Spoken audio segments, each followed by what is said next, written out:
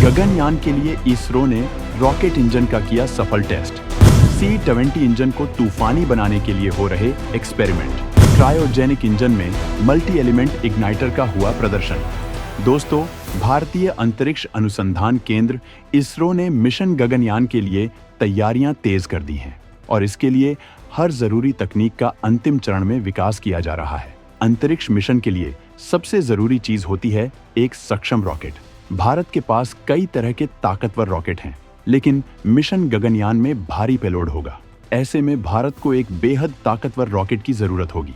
इसी वजह से इसरो रॉकेट टेस्ट कर रहा है। भारत के पास फिलहाल सबसे ताकतवर रॉकेट LVM-3 है। इस रॉकेट में क्रायोजेनिक इंजन का इस्तेमाल किया जाता है। इसरो ने इसी C-20 इंजन का सफल परीक्षण किया है। इस इंजन में इसरो ने एडवांस तकनीकी को शामिल किया है, जिसके बाद इसकी क्षमताओं में तगड़ा इजाफा हुआ है और मिशन की कामयाबी पुख्ता हो गई है। तो आखिर क्या है वो तकनीक जिसका परीक्षण इसरो ने किया है? गगनयान मिशन को लेकर तैयारियां कितनी दमदारी से चल रही हैं? जानने के लिए वीडियो को अंत तक देखिए। पिछले महीने महेंद्रगिरी में इस रॉकेट का हुआ था परीक्षण। अब समुद्र तल पर इसरो ने एक बार फिर से किया सफल टेस्ट। इसरो ने बीते महीने ही इस रॉकेट इंजन का महेंद्रगिरी में सफल टेस्ट किया था। अब समुद्र तल पर एक बार फिर से इसका टेस्ट किया गया है। C-20 इंजन LVM-3 में इस्तेमाल किया गया है। ये एक क्रायोजेनिक इंजन है, जिसमें ईंधन के तौर पर लिक्विड ईंधन इस्तेमाल होता है। इस इंजन को बनाने में भारत ने लंबी जद्दोजहद की थी।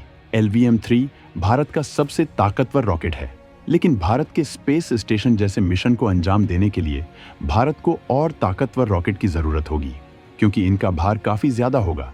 इस वजह से भारत NGLV जैसे रॉकेट भी तैयार कर रहा है, जो चंद्रयान 4 जैसे अंतरिक्ष मिशन को भी अंजाम दे सकेंगे। लेकिन NGLV को विकसित करने में काफी वक्त लगेगा और गगनयान मिशन को जल्द लॉन्च करना है। इस वजह से भारत इस मिशन के लिए LVM-3 रॉकेट का ही इस्तेमाल करेगा। मिशन को पूरा करने के लिए स्पेस डॉकिंग तकनीक का इस्तेमाल किया जाएगा। इस तकनीक में गगनयान को अलग अलग हिस्सों में लॉन्च किया जाएगा और अंतरिक्ष में ही जोड़ दिया जाएगा।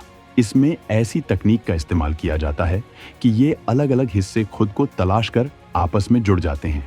अगर LVM-3 रॉकेट की बात की जाए तो ये रॉकेट 640 टन वजन का भार उठा सकता है। इसमें C-20 इंजन का इस्तेमाल किया गया है। इस इंजन में क्रायोजेनिक तकनीक का इस्तेमाल किया गया है। क्रायोजेनिक इंजन को बनाने के लिए भारत ने दुनिया भर के देशों से मदद मांगी थी, लेकिन तब कोई भी देश मदद के तैयार नहीं था और भारत ने खुद की तकनीक से इसे विकसित करके अमेरिका की नींद उड़ा दी थी।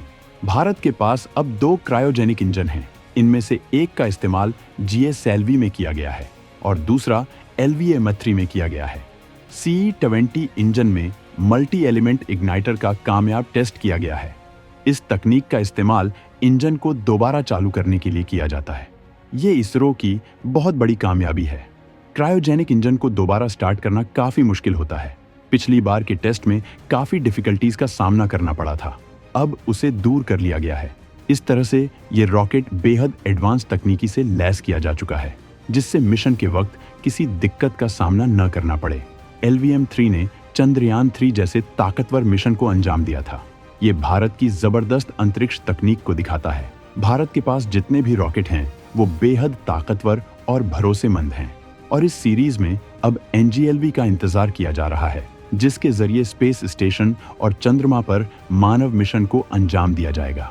स्पेस में ताकत बढ़ाने के लिए भारत तकनीकियों में कर रहा विकास। चंद्रमा पर इंसान को उतारकर रचेगा कामयाबी का जबरदस्त इतिहास। भारत स्पेस में बढ़ रही चीन की ताकत के खिलाफ खुद को मजबूत बनाने में लगा है।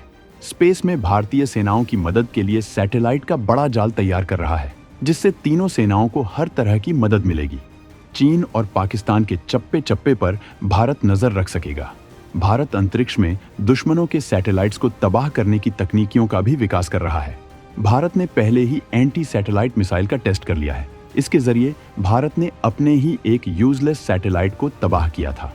इस तकनीक में अब और विकास किया जा रहा है, जिसमें दुश्मनों के सैटेलाइट को आंशिक तौर पर खराब किया जाएगा। इसके लिए लेजर तकनीक का इस्तेमाल किया जा सकता है। भारत इस पर सीक्रेट एक्सपेरिमेंट कर रहा है।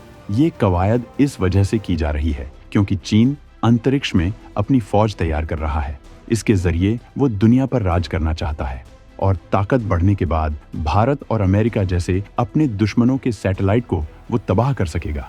लेकिन इससे पहले कि चीन कोई साजिश कर पाए, भारत ने अपने कदम बढ़ा दिए हैं। चांद पर भी मजबूती के लिए भारत ने तगड़ा प्लान बनाया है। इसके लिए सबसे पहले तो चंद्रयान 4 मिशन लॉन्च होगा। इस मिशन के तहत जापान की एजेंसी जैक्सा भारत की इसरो के साथ मिलकर काम करेगी और चांद के साउथ पोल में जाकर वहां से मिट्टी और चट्टानों के सैंपल लाएगी। इसके बाद और भी कई मिशन किए जाएंगे और बाद में 2040 तक चांद पर पहले भारतीय को भेजा जाएगा। भारत चांद में भी अपना अंतरिक्ष स्टेशन तैयार करेगा। ये इस वजह से किया जा रहा है क्योंकि मंगल के लिए चांद बेस की तरह काम करता है। भारत मंगल और शुक्र के लिए भी मिशन करने वाला है। शुक्रयान के लिए भी काम किया जा रहा है। इतने विशाल और बड़े मिशंस के लिए भारत को ताकतवर रॉकेट की जरूरत होगी जो भारी पेलोड को लेकर उड़ान भर सकें। इसी वजह से NGLV रॉकेट को तैयार किया जा रहा है। भारत के पास आज रॉकेट तकनीक के एडवांस इंजन हैं और इनकी क्षमताओं को बढ़ाकर वो आसानी से ऐसे रॉकेट तैयार कर सकता है और इसरो इसी कवायद को अंजाम दे रहा है। भारत इसके लिए किसी देश की मदद नहीं लेता है। अंतरिक्ष की इस बेजोड़ तकनीक में भारत एक आत्मनिर्भर देश बन चुका है। भारत का मकसद इस ताकत का इस्तेमाल अपनी इकोनॉमी को मजबूत बनाने में करना है। फिलहाल अंतरिक्ष बाजार में भारत की भागीदारी केवल 2% की है। भारत इसे बढ़ाकर 10% तक करना चाहता है। इसी वजह से सैटेलाइट लॉन्चिंग की सटीक और किफायती तकनीकियों का विकास किया जा रहा है। SSLV इस दिशा में मजबूत कदम साबित हो रहा है। भारत सरकार ने निजी क्षेत्र को भी स्पेस में एंट्री दिला दी है। इसकी वजह से देखते देखते भारत के स्पेस सेक्टर में सैकड़ों ताकतवर स्पेस कंपनियां खड़ी हो गई हैं। इसरो इन्हें तकनीकी मदद दे रहा है जिससे दुनिया के बाजार में भारत मजबूत हो सके। भारत सरकार चाहती है कि अमेरिका की तरह ही भारत भी अंतरिक्ष में इतना ताकतवर हो कि बहुत सी निजी कंपनियां दमदार मिशन को अंजाम दें और तगड़ा शोध करें। एलन मस्क की SpaceX जैसी ताकतवर कंपनी भारत के पास भी हो जिससे हमारी इकोनॉमी बवाल मचा सके। स्पेस आज इतना ताकतवर होता जा रहा है कि हर क्षेत्र में स्पेस की ताकत का भयंकर इस्तेमाल किया जा रहा है। सुरक्षा से लेकर तकनीकियों के विकास में इसका बड़ा योगदान देखने को मिल रहा है। इस मामले में भारत भी काफी आगे जा चुका है और आने वाले वक्त में वो बहुत बड़ी ताकत बनने जा रहा है। तो दोस्तों, इसरो की शानदार कामयाबी पर आप क्या कहना चाहेंगे? कमेंट में जरूर बताएं।